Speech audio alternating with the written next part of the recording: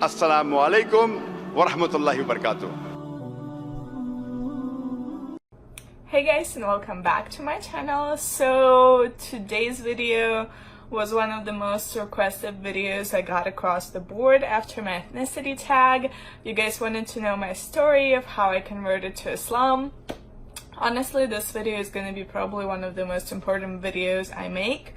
And I do really want it to be very informative, so I'm gonna try to do my best and organize, my story. But if you could do me a favor and put in your settings right now, if you can go and put this video to the highest quality so you can see a better picture, please do so you can see me and you can enjoy the quality of the video, because that's the trick with YouTube. To get a better quality, you actually have to do it manually. Right now in your not description box, but where you can pause the video, if you go to settings, you can put it to the highest quality. Please do that so you can enjoy it.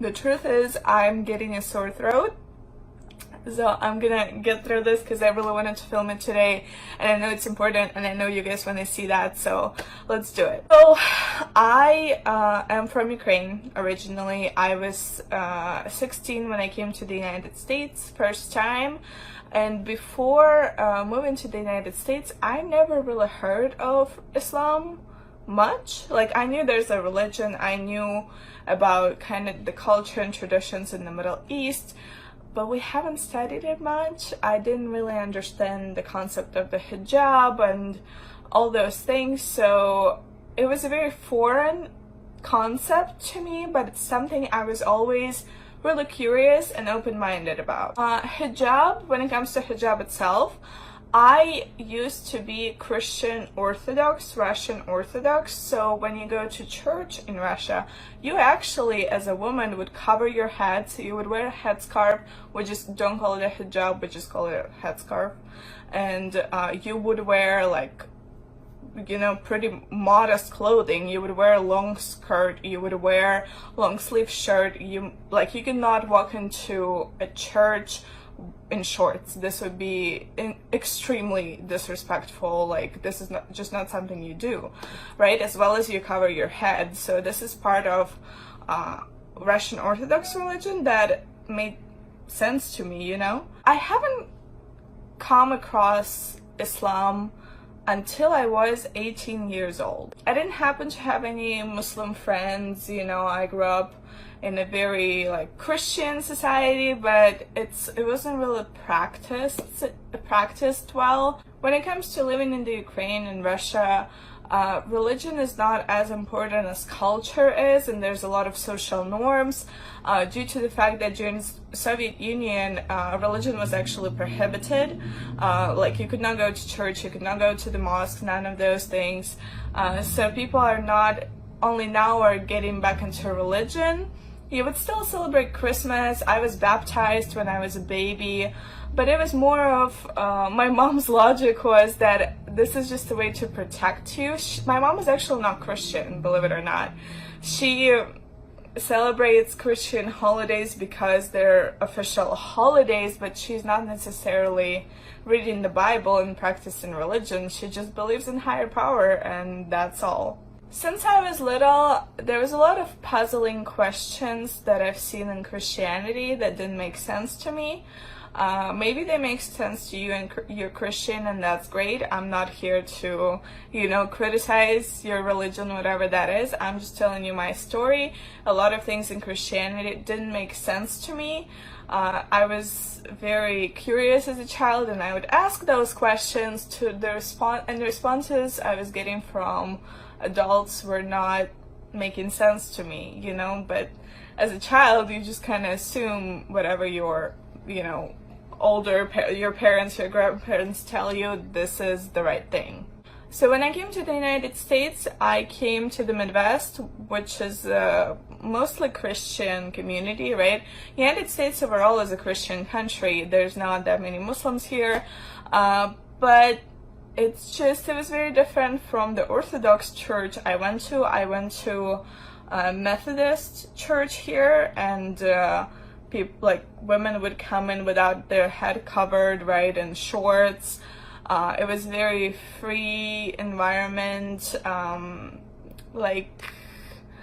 I don't know if it made complete sense to me, but I knew for sure when I was praying to the higher power. I'd say I was still confused on the idea of Jesus being the Son of God. This is really what kind of didn't make sense to me.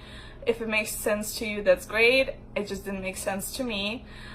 So I was slightly confused, but I still thought of myself as Christian because it seemed like a safe religion to be in.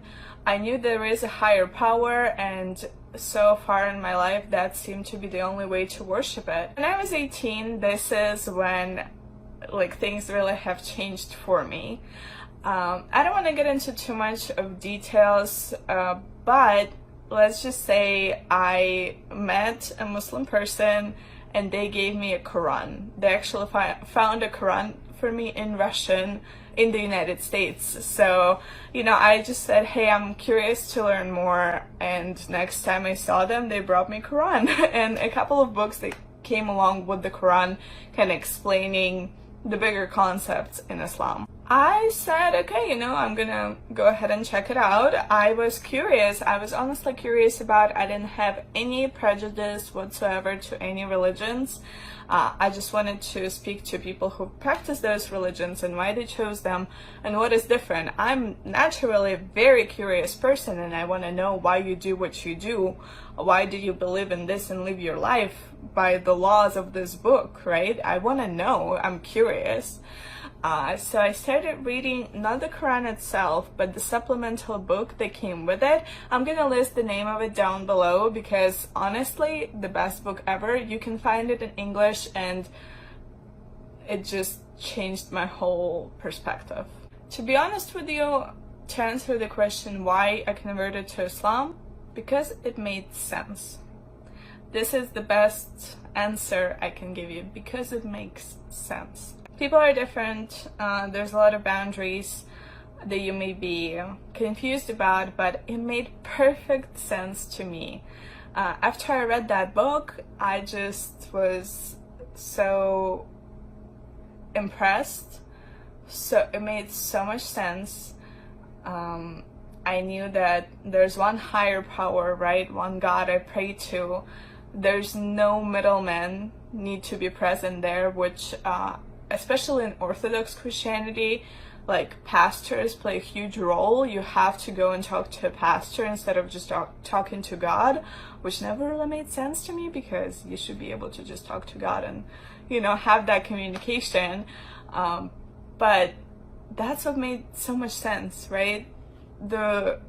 Each and every rule, if you can say that I learned about, I wanted to argue, right? So after reading that book, I was shocked. I didn't know what to do with myself because all of a sudden, this makes sense, right? What do I do now? So in my college, I started I found Muslim women, right? I found Muslim girls who were studying in my college, and I was like, hey, can I talk to you? I'm looking into it. They were so friendly. They were so helpful. They're still my friends. And it's kind of crazy because, dang, I was giving them a hard time. I was arguing every single thing I could argue because I had such hard time believing that this is my way, right? I had just so many boundaries I had to break. I had so many questions for them.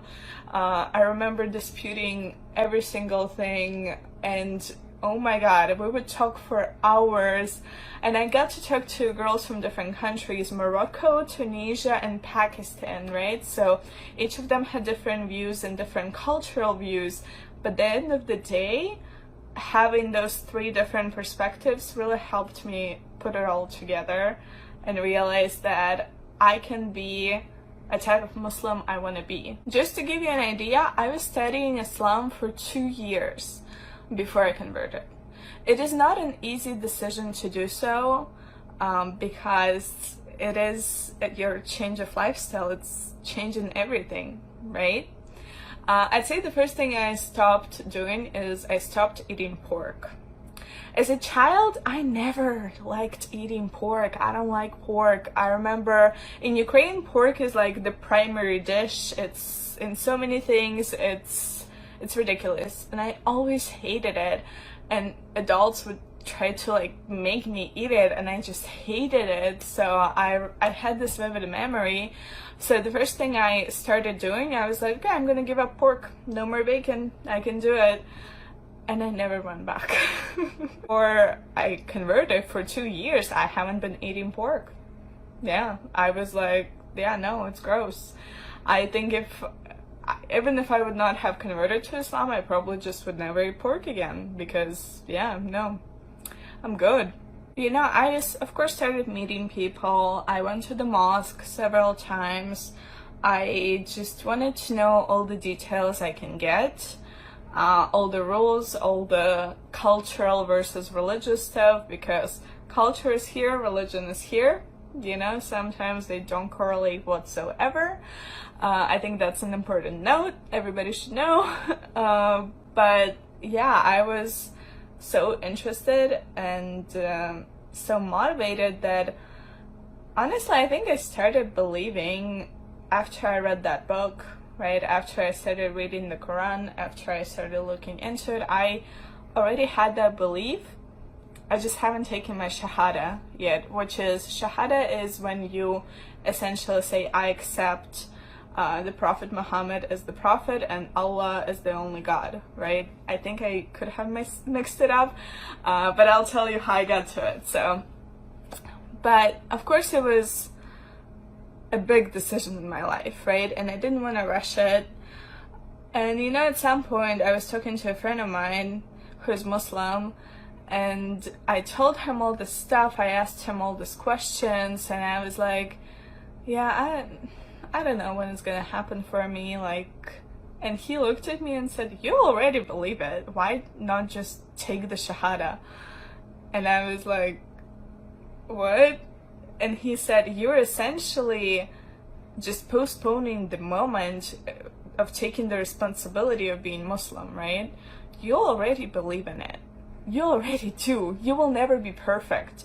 And this was my biggest thing. I was so afraid, because when I would have converted, I wanted to be perfect. It was so important to me to be a perfect Muslim, right? I wanted to be, like, I wanted to do everything right, you know? I wanted to make sure I'm not gonna, you know, commit any more mistakes and all those things. That's why I kept postponing it, because I didn't want to make mistakes.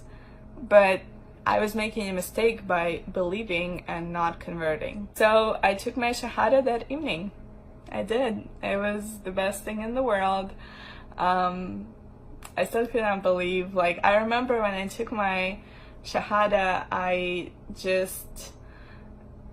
it was the craziest thing ever. You guys will think it's unreal, but I remember I had to Google it, right? Thank God for the technology. So I Googled, like, what do you do? What do you say? Right? And all you do is just say it. It's insane. Like, all you do is just say it. And I said it, and I remember the feeling of complete peacefulness and happiness. And I almost felt like so welcomed. I felt welcomed into a family. This is what I felt like after I said my Shahada. Of course, it was a very, very emotional moment, and you know, for the first week or two, I haven't told anyone I converted. I just was praying in my room. I didn't tell anyone I converted. It was the happiest time ever, because it was just me along with God, being happy, being Muslim, being happy that I am Muslim, and that is all that mattered. I knew I would face, some people would be happy for me, like my friends were very happy. They knew I was looking into it for a while, so of course they were so happy for me. Others were confused. I cannot tell you how many friends or acquaintances essentially I lost because I told them I converted to Islam. And I'm glad I lost them, because they're not, you know, they're not meant to be in my life if they cannot accept who I am. So this is my story of converted into Islam, and it was still to this day probably the most magical moment in my life, the best decision I've ever made. Yeah, I knew it's the right thing, and I never had doubts again. So there's so much controversy around each religion, each one of them, not just Islam, all of them. Do what works best for you. Do your research, talk to people, read the books, see what works for you and see what feels right. Only you know the answer to that question, whatever works for you.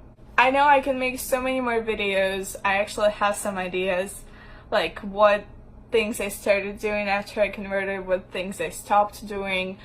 I think one of the hardest questions was losing friends over it, but they're not my friends. If they couldn't accept who I became and my decision.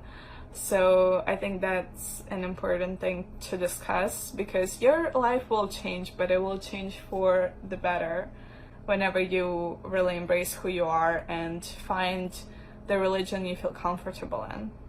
Alright guys, I hope you enjoyed this video. I believe I said everything I wanted to say.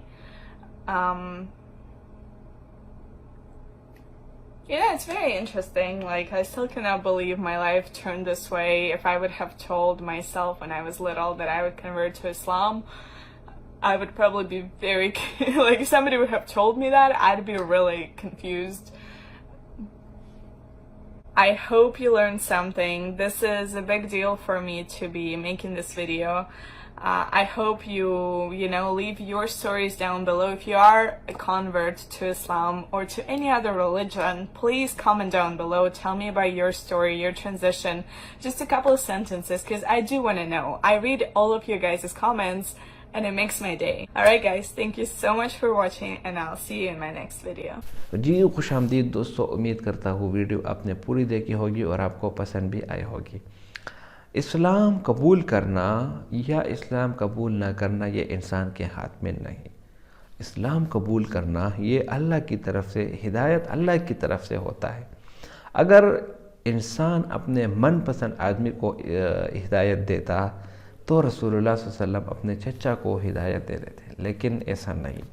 रसूलुल्लाह सल्लल्लाहु अलैहि वसल्लम कि बचपन में ही यतीम हो गए थे, फिर उसके वालिदा का इंतकाल, फिर उसके दादा का इंतकाल, तो फिर आप सल्लम के चचा हज़रत अबू तालिब ने आपकी कफ़ालत की। हज़रत अबू तालिब ऐसे शख्सियत थे जिन्होंने रसूल करीम सल्लल्लाहु अलैहि वसल्लम की तरबियत की, परवरिश की, ज़िंदगी के हर महाज पर आप सल्लम का साथ दिया, आपका साथ कभी नहीं छोड़ा। और रसूलुल्लाह सल्लल्लाहु अलैहि वसल्लम भी ये चाहते थे कि मेरे चचा इस्लाम कबूल करें, लेकिन अबू तालिब ने इस्लाम कबूल नहीं किया। क्यों? क्योंकि रिवायत इस तरह आती है कि उसने कहा कि अगर मैं इस्लाम कबूल कर लूँ तो फिर मक्के की औरतें हंसेगी कि अबू तालिब जहन्नम के डर से इस्लाम कबूल किया। तो पता नहीं क्या था या नहीं, लेकिन रसूलुल्लाह सल्लल्लाहु अलैहि वसल्लम ने पूरी मेहनत की अपने चचा पर, लेकिन इस्लाम कबूल नहीं किया। और अल्लाह ताला ने मना भी फरमाया रसूलुल्लाह सल्लल्लाहु अलैहि वसल्लम को, इन्नका ला तहदी मन अहबब्ता वलाकिन्न अल्लाह यहदी मन यशा। ए पैगम्बर, आप हर उस शख्स को हिदायत नहीं दे सकते जो आपको पसंद हो। हिदायत अल्लाह के हाथ में है, जिसको चाहे वो हिदायत दे देता है। अब यहाँ पर किसको पता था, किसको यकीन था कि ये रशिया की रहने वाली लड़की है, इस्लाम कबूल करेगी। इस्लाम कबूल करना ये अल्लाह की तरफ से एक तोहफ़ा होता है, और अल्हम्दुलिल्लाह हम सबको ये तोहफ़ा मुफ्त में मिला। आप बहुत सारे मुसलमान इस तरह होंगे जिनके माँ बाप मुसलमान थे तो उसके बच्चे भी मुसलमान हुए, और बहुत सारे बदबख्त ऐसे भी हैं जिनके माँ बाप मुसलमान थे लेकिन वो बाद में इस्लाम से मुकर गए, मुर्तद हुए, नऊज़ुबिल्लाह। और कुरान में अल्लाह ताला फरमाते व मन यर्तद मिनकुम अन दीनिही फयमुत व हुवा काफिरुन फउलाइका हबितत अअमालुहुम फिद दुनिया वल आखिरह फउलाइका हुमुल खासिरून। जो लोग मुर्तद हुए उनके आमाल सब ख़त्म हो गए। आपने जितनी भी नमाज़ें पढ़ी, हज अदा किए, नेक आमाल किए, सब के सब ख़त्म, तबाह व बर्बाद। तो अल्लाह ताला हमें इस्लाम पर कायम रहने की तौफीक अता फ़रमाए। इसी तरह इस रशियन गर्ल का इस्लाम कबूल करना हमें ये सिखलाता है کہ دنیا کے کسی بھی کونے میں آپ اسلام کی دعوت دے سکتے ہیں اور اس پر کوئی پابندی نہیں، خواہ آپ کسی بھی ملک سے ہو، کسی بھی جگہ پر ہو، اگر آپ کو اسلام کا مذہب پسند آئے تو آپ اس کو آسانی سے قبول کر سکتے ہیں۔ اسی طرح اگر صحابہ کرام نے اپنی زندگی میں اسلام کو اپنا مقصد نہ بنایا ہوتا تو آج دین ہم تک نہ پہنچتا۔ صحابہ نے قربانیاں دی۔ جب آخری خطبہ حجۃ الوداع ہوا تو صحابہ نے اپنے گھر بار فیملی سب کچھ چھوڑ کر اللہ کی راستے میں نکل پڑے اور دنیا کے کونے کونے میں پہنچ گئے، بغیر کسی ٹرین کے، بغیر کسی جہاز کے، اور ہر ایک چیز کو چھوڑ کر جو ہے نا وہ اس دنیا میں آ گئے۔ اب یہاں پر یہ بات بھی آتی ہے کہ دنیا میں تو رزق حلال کمانا یہ بھی عبادت ہے۔ بالکل، آپ اتنا رزق کمائے کہ آپ کے بچے، آپ کی بیوی بھوکے نہ رہے، اور رزق کا وعدہ اللہ تعالیٰ نے کیا تھا۔ اللہ تعالیٰ فرماتے ہیں نحن نرزقهم وإياكم، ہم آپ کو بھی رزق دیتے ہیں، ان کو بھی دیتے ہیں۔ تو رہبانیت اسلام میں بالکل بھی جائز ہے۔ ایسا نہیں ہے کہ آپ دنیا سے بالکل بے فکر ہو کر، دنیا کو چھوڑ کر آپ بس آخرت میں لگ جائیں۔ نہیں، آپ نے دنیا کو بھی ٹائم دینا ہے، آخرت کو بھی، دونوں کو۔ یہ بالکل غلط سوچ ہے، غلط کنسیپٹ ہے کہ آپ پوری دنیا کو لات مارو، چھوڑو، بس دنیا کے آخرت کے کاموں میں لگ جاؤ۔ اگر آپ اس طرح توجہ نہیں دیں گے، اپنے گھر بار کو ٹائم نہیں دیں گے تو پھر اس کو سنبھالے گا کون؟ اور رسول اللہ صلی اللہ علیہ وسلم کی یہ حدیث بھی ہے کہ یہ آپ اپنے بچوں کے لیے کچھ چھوڑ دے دنیا میں، یہ اس سے بہت زیادہ بہتر ہے کہ وہ لوگوں کے سامنے بھیک مانگ سکے۔ تو ایسی بات نہیں ہے، دونوں کو آپ نے کرنا ہے، لیکن ایک حد تک۔ تو یہاں پر یہ رشین گرل کا اسلام قبول کرنا ویڈیو آپ نے دیکھا، کتنی زبردست انداز میں اس نے اسلام قبول کیا، اور میری اللہ سے دعا ہے کہ دنیا میں جتنے بھی غیر مسلم ہیں ان کو اللہ تعالیٰ اسلام کی دولت نصیب عطا فرمائے۔ امید کرتا ہوں ویڈیو آپ کو پسند آئی ہوگی۔ اگر ویڈیو آپ کو پسند آئے تو اس چینل کو سبسکرائب کریں۔ بہت شکریہ۔